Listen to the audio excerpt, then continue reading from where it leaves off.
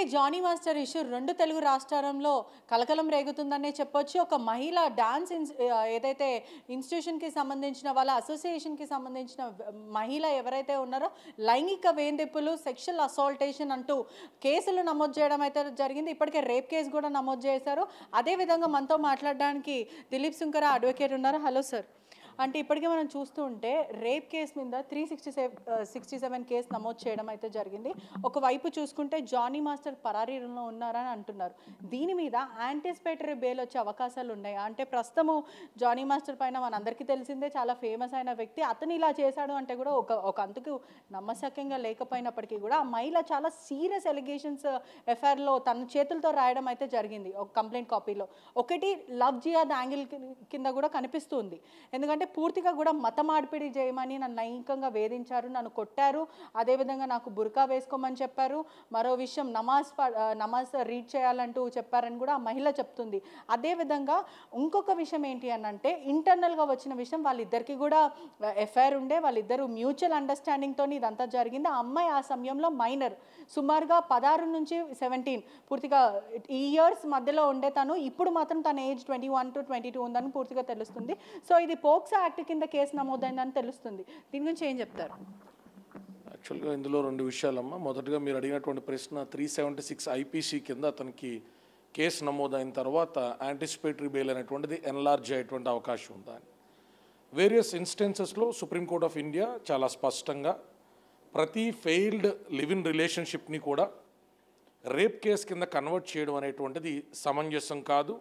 Prima facie అనేటువంటిది establish అవ్వకపోతే అటువంటి వాటిల్లో 482 సిఆర్పిసి కింద క్వాష్మెంట్కి వచ్చిన, 438 or 39 కింద యాంటిసిపేటరీ బెయిల్కి వచ్చినా కూడా దానిలో discretionary powers of the high court ద్వారా యాంటిసిపేటరీ బెయిల్ అనేటువంటిది ఆయా కేసు పూర్వాపరాల్లో ఉన్నటువంటి ప్రాథమిక నిర్ధారణ సరిగ్గా లేదు, ఇదేదో ఫ్యాబ్రికేటెడ్గా ఉంది, వీరిరువురు కూడా ఇష్టపూర్వకంగానే ఉన్నారు, కేవలం ఏదో చెడిపోయిన తర్వాత ఈ రకమైనటువంటి కేసులు పెడుతున్నారు అనేటువంటి ఒపీనియన్కి హైకోర్టు, ఎందుకంటే హైకోర్టు కానీ సుప్రీంకోర్టు కానీ ఒక ట్రయల్ కోర్టు వెళ్ళినట్టు, ఒక సెషన్స్ కోర్టు వెళ్ళినట్టు డెప్త్ ఆఫ్ ద కేసులోకి వెళ్ళేటువంటి అవకాశం ఉండదు. ఇందులో నిజాపనిజాలు ఏంటి, వీరిరువురు ఏ అడ్రస్లో ఉన్నారు, ఇష్టపూర్వకంగా ఉన్నారా, విట్నెస్లు ఏం చెప్పారు, సాక్షి పంచనామాలు ఏ రకంగా రికార్డ్ చేయబడ్డాయి, కేసు డైరీ పార్ట్ 1లో ఏముంది, పార్ట్ 2లో ఏముంది, ఇవన్నీ కూడా హైకోర్టు కానీ సుప్రీంకోర్టు కానీ చూడవు. కేవలం ప్రైమా ఫేసియా అనేటువంటిది ఎస్టాబ్లిష్ అయ్యిందా, దాంట్లో యాంబిగ్విటీ ఉందా, అది చూసి ఇవ్వమని చెప్పి సుప్రీంకోర్టు చెప్పింది. అయినప్పటికీ చాలా హైకోర్ట్స్లో ఈ రోజుకి 376 లాంటి కేసెస్లో టక్మన్ యాంటిసిపేటరీ బెయిల్ ఇవ్వడానికో ఇంటర్మ్ ఆర్డర్ ఇవ్వడానికో బెంచ్ అనేటువంటిది కొంచెం వెనక ముందు అవుతూ ఉంటుంది. మరి ఈ కేసులో ప్రత్యేకత ఏంటి? ఈ కేసులో 376 కింద మనం చూడకూడదు, కాన్సెన్షువల్ అప్రోచ్ ఉందా లేదో చూడకూడదు. ఆ అమ్మాయి ఫస్ట్ టైం ఇతనితో కొహిబిట్ అయినప్పుడు, శారీరకంగా కలిసినప్పుడు ఆ అమ్మాయి మైనర్. ఈ విషయం ఎస్టాబ్లిష్ అయితే ఆ అమ్మాయి చెప్పిన సంవత్సరాలలో ఆ అమ్మాయి డేట్ ఆఫ్ బర్త్ ప్రకారం ఆమె మైనరు అని పోలీసు వారి దర్యాప్తులో నిర్ధారణ అయితే ఇతనికి యాంటిసిపేటరీ బెయిల్ వచ్చేటువంటి క్వశ్చన్ ఉండదు. ఇతను ఖచ్చితంగా జైలుకి వెళ్ళాలి, నార్మల్ బెయిల్ ఎన్లార్జ్ చేసుకోవాలి.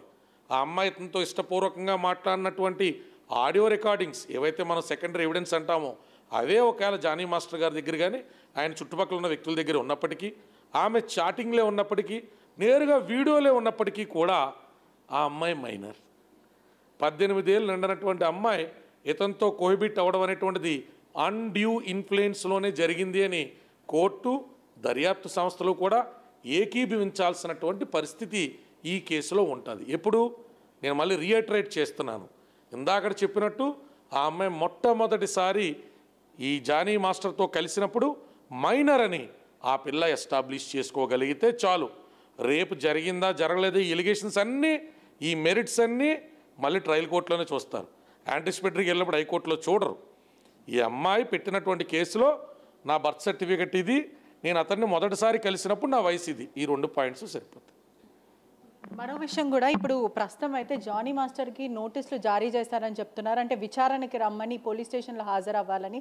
ఒకవేళ జానీ మాస్టర్ ఇచ్చిన గడువులో రాకపోతే అరెస్ట్ చేసే అవకాశాలు ఏమైనా ఉంటాయి? 100% ఉంటాయి. ఇప్పుడు మామూలుగానే సాధారణంగా 376 లాంటి కేసులు పడ్డప్పుడు ఏదన్నా వాళ్ళ దగ్గర ప్రైమా ఫేసి ఎస్టాబ్లిష్ అవడంలోనే తప్పు ఉన్నది, నా తప్పు లేదు అని నమ్మినప్పుడు ఆయన తరపున న్యాయవాదులు ఖచ్చితంగా కోర్టులో ఒక ప్రయత్నం చేస్తారు. ఫస్ట్ అయితే డిస్ట్రిక్ట్ కోర్టుకు వెళ్తారు, సెషన్స్ కోర్టులో వాళ్ళ అభ్యర్థన వాళ్ళు చెప్పుకుంటారు. ఫస్ట్ బెయిల్ ఎటు కూడా రిజెక్ట్ అవుతుంది యాంటిసిపేటరీగా అప్రోచ్ అయినప్పుడు. దాన్ని పట్టుకుని సెకండ్ బెయిల్ కూడా అక్కడే వేస్తారా, లేదా యాంటిసిపేటరీ రిజెక్ట్ అయినటువంటి గ్రౌండ్స్ పట్టుకుని రివిజన్ కోసం హైకోర్టుకి అప్రోచ్ అవుతారనేటువంటిది కాలగమనంలో మనందరికీ తెలియాలి. ఎందుకంటే వారి అడ్వకేట్ ఏ రకంగా ఈ కేసుని స్టీరప్ చేస్తున్నారు అనేటువంటిది ఆయన ఇండివిజువల్ డెసిషన్. కాబట్టి ఖచ్చితంగా అనుకున్నటువంటి కాల పరిమితిలో ఆయన రాకపోతే ఆయన మీద అరెస్ట్ వారెంట్ అనేటువంటిది కోర్టు త్రూ తీసుకునేటువంటి అవకాశం కూడా ఉంటుంది. ఆయన మీద సెర్చ్ ఆపరేషన్ కోసం ఒక టీంని కూడా పోలీసు వారు ఎస్ఓటీ టీం సహాయం తీసుకునేటువంటి అవకాశం ఉంటుంది. రకరకాల పార్టీకి సంబంధించినటువంటి, అంటే ఈ పోలీస్ పార్టీ అంటాం మనం, వారికి సంబంధించినటువంటి డిఫరెంట్ టీమ్స్, ఇన్వెస్టిగేషన్ టీమ్స్ ద్వారా డెటెక్టివ్ ఇన్స్పెక్టర్ లాంటి వారు ప్రత్యేకమైన బృందాలతో సిడిఆర్ లాంటివి వేసుకుని ఈయన లాస్ట్ సెల్ అనేటువంటిది ఎక్కడ ట్రేస్ అయింది, ఏంటి, ఆయన ఎవరితో మాట్లాడుతున్నారు, ఎవరితో సంప్రదిస్తున్నారు, వాళ్ళ ఇంట్లో వాళ్ళకి ఎక్కడి నుంచి కాల్స్ వస్తున్నాయని ట్రయాంగులేషన్ ద్వారా అతన్ని ఎత్తి పట్టుకోవడం అనేటువంటిది పెద్ద విషయం ఏం కాదు. ఈరోజు పోలీసు వారి దగ్గర ఉన్న అందుబాటులో ఉన్న టెక్నాలజీతో 2 నుంచి 3 రోజుల్లో వాళ్ళకి కావాలనుకుంటే ఎవరినైనా పట్టుకోగలుగుతారు. మరో విషయం కూడా, అమ్మాయి దగ్గర కూడా సరైన ఆధారాలు లేవు అంటూ కూడా ఇంటర్నల్గా సమాచారం వస్తుంది. ఒకవేళ ఇది, అంటే ఇటీవల చూస్తున్నాము మహిళలు కూడా పురుషుల మీద ఫేక్ కేసులు పెట్టడం జరుగుతుంది. అంటే కేవలం వాళ్ళకున్న చట్టపరంగా ఉన్న ఒక అడ్వాంటేజ్ని వాళ్ళు ఉపయోగించుకుంటున్నారని తెలుస్తుంది. ఒకవేళ ఇది ఫేక్ కేసు అని తెలిస్తే అమ్మాయి మీద ఏమైనా చట్టపరంగా ఒకవేళ తన మీద కేసులు బుక్ చేయడం కానీ, ఒకవేళ తన మీద తీసుకోవడం ఎట్లాంటివి ఏమైనా ఉంటాయా? అది మీరు ఇచ్చిన ఇన్ఫర్మేషన్ ప్రకారం అమ్మాయి మైనర్ అయితే గనక ఇక there is no point of discussion. దాంట్లో 376 సంబంధించి ఇతను చేయి పట్టుకున్నాడా, కాలు పట్టుకున్నాడా, నిజంగా రేప్ జరిగిందా జరగలేదా, ఇన్ని ఆధారాలు కూపీలాగే అవకాశాలు ఉండవు.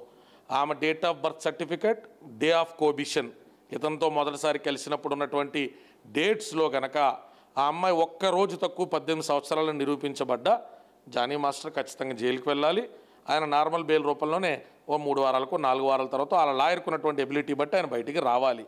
ఒకవేళ ఆ అమ్మాయి చెప్తున్నట్టు జానీ మాస్టర్ని మొట్టమొదటిసారి కలిసినప్పుడు ఆ అమ్మాయి మైనర్ కాదు, మేజరే, ఆ అమ్మాయి కాన్సెన్షువల్గానే ఇతనితో కోహిబిట్ అయింది, ఇద్దరు ఇష్టపూర్వకంగానే అతనికి వివాహం అయిందని తెలిసినా కూడా ఆయనకి ఎనీవేస్ ఆయన ముస్లిం కాబట్టి ఆయనకి 4 వివాహాల దాకా అవకాశం ఉంది. కాబట్టి మరి ఈ అమ్మాయి కూడా అప్పుడులో నేను ముస్లిం కింద కన్వర్ట్ అవుదాంలే పర్లేదులే అని అనుకుందో, జానీ మాస్టర్ ద్వారా సినిమా రంగంలో ఎదుగుదాం అనుకుందో, తర్వాత నిజంగానే జానీ మాస్టర్ వ్యవహార శైలి నచ్చలేదో, ఇవన్నీ కూడా ఆ అమ్మాయి పోలీసులకు ఇచ్చినటువంటి స్టేట్మెంట్సు, దానికి సపోర్టింగ్ డాక్యుమెంట్సు, ఇవి మనం పరిశీలించకుండా ఈ కేసు గురించి ఏమి కమెంట్ చేయడానికి లేదు.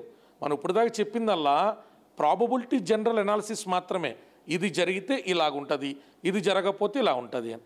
నిజంగా ఈ అమ్మాయి మేజర్ అయ్యుండి అన్ని ఇంట్రెస్ట్ ఉండి ఆయనతో కాన్సెన్షువల్గా ఉండి ఇట్లాంటి ఒక కేసు పెట్టింది అనుకోండి, ఖచ్చితంగా కోర్టు ఆ పిల్ల మీద అక్షంతలు వేస్తుంది.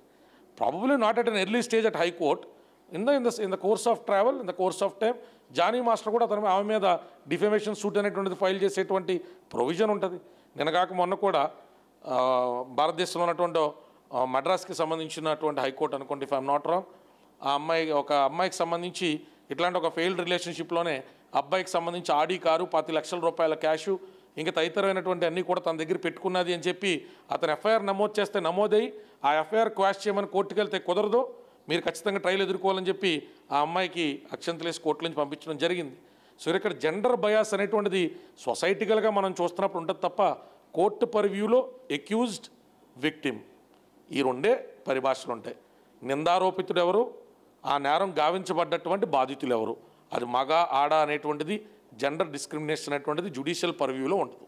మరో విషయం కూడా, లైంగిక వేధింపులకి పాల్పడ్డాడు, అదేవిధంగా అనేక సార్లు నన్ను టార్చర్ చేశాడు, కొట్టాడు, నన్ను అద్దం కేసి కొట్టాడని తను చెప్తుంది. అదే విషయంగా వాళ్ళ భార్య ఎవరైతే ఆయిషా ఉందో తను కూడా తను వేధించింది, అదేవిధంగా అసాల్ట్ చేశారు నా మీద, ఇద్దరు భార్యాభర్తలు ఇద్దరు కలిసి నన్ను కొట్టారంటూ ఆ మహిళ ఎఫ్ఐఆర్ కాపీలో క్లియర్గా రాయడం అయితే జరిగింది, కంప్లైంట్ కాపీలో.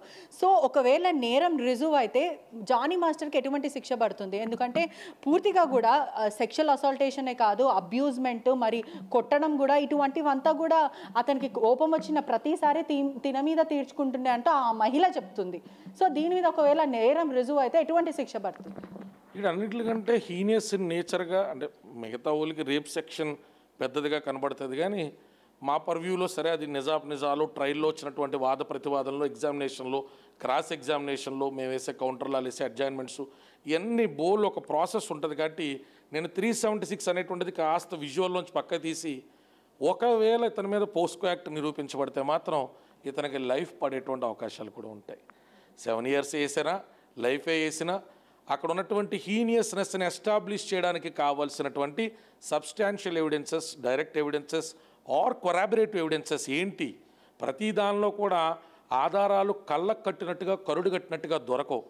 కానీ beyond the benefit of doubt అంటే మనం అనుమానాస్పదంగా ఈ కేసుని చూడొచ్చా అనుకున్న స్థాయి దాటి 10% ఆ అమ్మాయి దగ్గర ఉన్నటువంటి ఆధారాలు కానీ క్రాస్ ఎగ్జామినేషన్లో ఆ అమ్మాయి తరపున ఉన్నటువంటి పబ్లిక్ ప్రాసిక్యూటర్ కానీ, ఎందుకంటే ఇప్పుడు అమ్మాయి తరపున స్టేట్ ఫైట్ చేస్తుంది కాబట్టి state of Telangana represented by it's public prosecutor, ఆ అమ్మాయి తరపున ఎవరైనా కూడా ఒకవేళ అసిస్టెంట్ పీపీఎస్కుని వ్యవహరించినటువంటి న్యాయవాది కానీ అలాగే ఇతని తరపున వ్యవహరించిన వాళ్ళు కానీ వారి వాదనలు బట్టి 7 సంవత్సరాల నుంచి యావజ్జీవ శిక్ష పడే అవకాశం ఉంటుంది. ఎప్పుడు if the POSCO is established well with the facts given by the victim.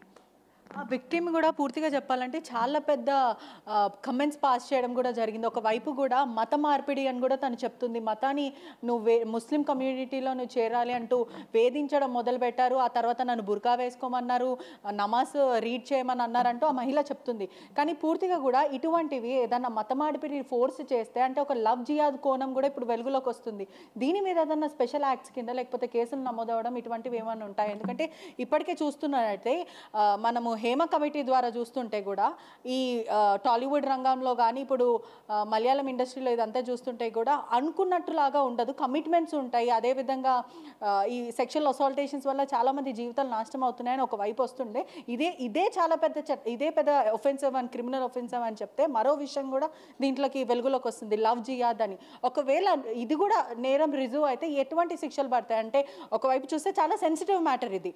Love జియాద్ అనేది ఇప్పటికే దేశం అంతా కూడా ట్రెండింగ్ అవుతుంది. లవ్ జియాద్ మీద ఏం చెప్తారు? I don't want specifically pass any generalized comments on one community. అది ముస్లిమ్స్ అయినా హిందూస్ అయినా ఎవరైనా కూడా being a practitioning advocate at the apex court నా అభిప్రాయం ఏంటంటే కేస్ టు కేస్ ఆ విషయాన్ని చూడాల్సినటువంటి పరిస్థితి ఉన్నది. అట్లాంటి ఫోర్స్ఫుల్ కన్వర్షన్కి నిజంగానే ఒకవేళ జానీ మాస్టర్ పాల్పడ్డారనేటువంటిది నిరూపించబడితే ఈ సెక్షన్స్తో పాటు అదనంగా ఆయనకు ఒక 3-3.5 సంవత్సరాలు జైలు శిక్ష పడేటువంటి అవకాశం ఉంటుంది. అది much more heinous in nature because faith of a person comes with the family you are born in. తర్వాత నీకు ఇండివిజువల్గా ఏదన్నా నచ్చకో అవగాహన లేకో ఒక మతం నుంచి ఒక మతంలోకి మారి నువ్వు ఊరట పొందుతాను అంటే ఖచ్చితంగా ఏ మతం ద్వారా అయినా కూడా నువ్వు తోటి మనిషికి అన్యాయం చేయకుండా నువ్వు చక్కగా బతుకుతానంటే ఎవరు అభ్యంతరం తెలపరు. కానీ పిలిచినప్పుడు మాత్రం ప్రేమ అని చెప్పి పెళ్లి విషయంలో మాత్రం మతాన్ని ఒకవేళ తీసుకొచ్చి ఉంటే, because these are all only one sided allegations we are hearing from the de facto complainant or the victim side. So ఒకవేళ ఇన్ ద ప్రాబబిలిటీ ఆయన నిజంగా కన్వర్షన్ కోసం ఆయన కానీ ఆయన భార్య కానీ పాల్పడ్డారనేటువంటి ప్రాథమిక ఆధారాలు కనుక అమ్మాయి కోర్టు వారికి చూపించగలిగితే ఖచ్చితంగా జానీ మాస్టర్, నేను ఇందాక నుంచి చెప్తున్నా, my intention and my focus is not on 376, my focus is only on POSCO and as well as religion conversion గురించి ఉన్నది. ఖచ్చితంగా అవి రెండు కూడా చాలా హీనియస్గా పరిగణించబడితే ఇబ్బంది పడతారు. మరో విషయం కూడా ఇప్పుడు ఇంటర్నల్గా వస్తున్న వార్త పూర్తిగా అయితే ఆ మహిళ ఎవరైతే విక్టిమ్ ఉన్నారో తనని పూర్తిగా తెలుగు ఫిలిం ఇండస్ట్రీకి సంబంధించిన వాళ్ళు పెద్దలు ఎవరైతే ఉన్నారో రాజీకి రమ్మని అయితే పూర్తిగా తనతో మాట్లాడుతున్నారని తెలుస్తుంది. మరో విషయం ఏంటంటే కేసు వాపస్ తీసుకోమని కూడా తనని అంటున్నారు. అంటే నీకు ఇండస్ట్రీలో ఎటువంటి సంబంధాలు ఉన్నా ఏదున్నా మేము నీకు అండగా నించుంటాం, మీకు ఆఫర్స్ ఇస్తాము, ఇది రచ్చ చేసుకోవద్దని అంటూ కొంతమంది మాట్లాడుతున్నారు ఇండస్ట్రీ పెద్దలని తెలుస్తుంది. ఒకవేళ తను కేసు వాపస్ తీసుకోవచ్చా? ఒకవేళ తీసుకున్నా దీనికి కోర్టుకి జవాబు చెప్పాలా? ఎందుకంటే సీరియస్ ఎలిగేషన్, చాలా పెద్ద క్రిమినల్ ఒఫెన్స్ కేసుల కింద నమోదు చేశారు. మత మార్పిడి ఉంది దీంట్లో, అదేవిధంగా సెక్షువల్ అసాల్టేషన్, ఇవన్నీ రేప్ కేసు కూడా ఉన్నాయి. ఒకవేళ తను తీసుకోవాల్సి వస్తే ఎవరికి సమాధానం చెప్పాలి? తన మీద ఏమైనా యాక్షన్ తీసుకునే అవకాశాలు ఉన్నాయా? These sections are not compoundable in nature. సాధారణంగా ఏదో కేసులు పెట్టుకున్నారు, లోక్ అదాలత్కి వెళ్ళి సెటిల్ చేసుకుంటారు అనేటువంటి చిన్న సెక్షన్స్ కాదు. ఇట్లాంటి హీనియస్ ఇన్ నేచర్ అనేటువంటి సెక్షన్స్కి సంబంధించి వారు కాంప్రమైజ్ అవ్వాలి అనుకుంటే అది డిస్ట్రిక్ట్ మేజిస్ట్రేట్ దగ్గర సెక్షన్ ఆల్టరేషన్కి పాసిబిలిటీ ఉండేటువంటి సెక్షన్స్ కాదు. కాబట్టి హైకోర్టులోనే కాంప్రమైజ్ క్యాప్సూల్లో వీరు ఫైల్ చేసుకోవాలా, హైకోర్టులో ఉన్నటువంటి జడ్జికి దీన్ని వివరించుకోవాలా, కాంప్రమైజ్ అవ్వడానికి రెలవెంట్ రీజన్ చూపించాలా. Beyond the benefit of doubt ఈ అమ్మాయి మీద ఏ విధమైనటువంటి సాంఘిక దురాచారపరమైనటువంటి, ఇండస్ట్రీ పరమైనటువంటి, ఆర్థిక పరమైనటువంటి, కుటుంబపరమైనటువంటి ఒత్తిళ్లు లేవని కోర్టును కన్విన్స్ చేసిన తర్వాత మాత్రమే కాంప్రమైజ్ అయ్యేటువంటి అవకాశం ఉంటుంది. లేదా ఇలాంటి కేసులు లోయర్ కోర్టులోనే సాధారణంగా విక్టిమే హాస్టైల్ అయిపోయినప్పుడు ఆటోమేటిక్గా పెట్టినటువంటి పంచెస్ ఎవరైతే ఉంటారో విట్నెస్లు వాళ్ళు కూడా హాస్టైల్ అయినప్పుడు కేసులు నడుస్తే ఏదో ఒక ప్రొసీజర్ ప్రకారం 313 ప్రకారం క్రాస్ ఎగ్జామినేషన్లో పూర్తి చేసుకుని ఎవిడెన్స్ అన్నీ కూడా హాస్టైల్ అయిపోయిన తర్వాత ఎవిడెన్సెసే లేనప్పుడు విక్టిమే నాన్న ఎవరో పెద్దల బలవంతం రోజు పెట్టానండి, రాజకీయ నాయకులు బలవంతంతో పెట్టానండి. కేసులు చేంజ్ చేసే అవకాశాలు ఏమైనా ఉన్నాయా? అంటే విక్టిమ్కి ఆల్రెడీ తనకి ప్రెషర్ వస్తుంది, మరో విషయము కాంప్రమైజ్ చేసే ప్రయత్నం చేస్తున్నారని ఇంటర్నల్ సోర్సెస్ నుంచి అయితే వార్త వస్తుంది. ఒకవేళ అంటే నేను కూడా దీంట్లో ఇష్టపూర్వకంగానే ఉన్నాను కానీ ఇప్పుడు అతను బలవంతం చేశాడు, ఇప్పుడు నాకు ఇష్టం లేదు అయినప్పటికీ కూడా నన్ను టార్చర్ చేశాడు, హరాస్ చేశాడు అంటే ఒకవేళ సెక్షన్స్ మార్చే అవకాశాలు కానీ శిక్షలు తగ్గించే అవకాశాలు ఏమైనా ఉంటాయా?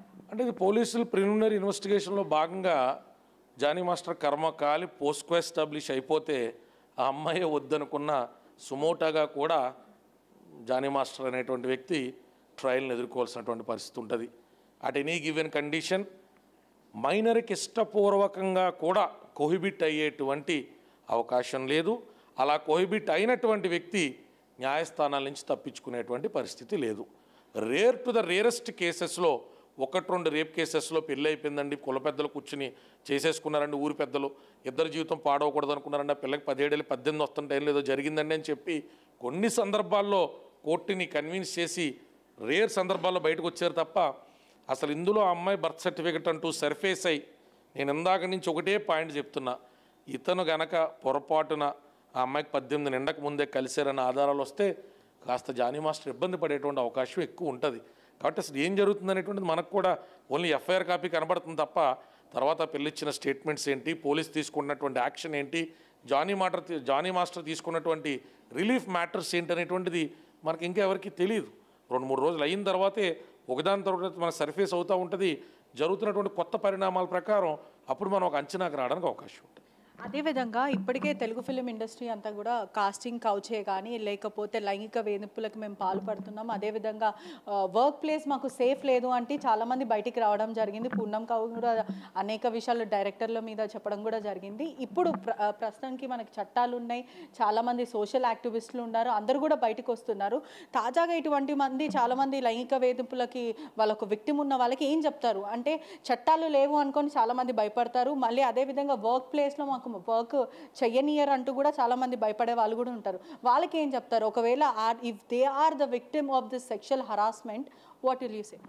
అంటే ఫస్ట్ ఆఫ్ ఆల్ చట్టాలకు సంబంధించిన అవగాహన ఉండాలి. విక్టిమ్ అనేటువంటిది వాళ్ళ కోపంలోనో ఆవేదనలోనో ఏదన్నా ఒక రిలేషన్షిప్ వాళ్ళ ఇంట్రెస్ట్ అనో లేకపోతే మిమ్మల్ని వృత్తి వ్యాపారం అనో లేకపోతే మీకు వివాహం అనో మిమ్మల్ని నమ్మించి నిజంగానే మీరు నమ్మి అతనితో జీవితం పంచుకున్న తర్వాత మీదే తప్పు లేకుండా అతను మిమ్మల్ని విడిచిపెట్టాడు లేదా ఏదో అనుమానంతోనో లేకపోతే రకరకాల ఆస్పెక్ట్స్తోనో ఒక లాజికల్ కన్క్లూజన్ ఇవ్వలేదు అన్నప్పుడు మాత్రం ఖచ్చితంగా మీరు ఒక 376 అనే కాదమ్మా, విభిన్నమైనటువంటి చట్టాలు ఉన్నాయి.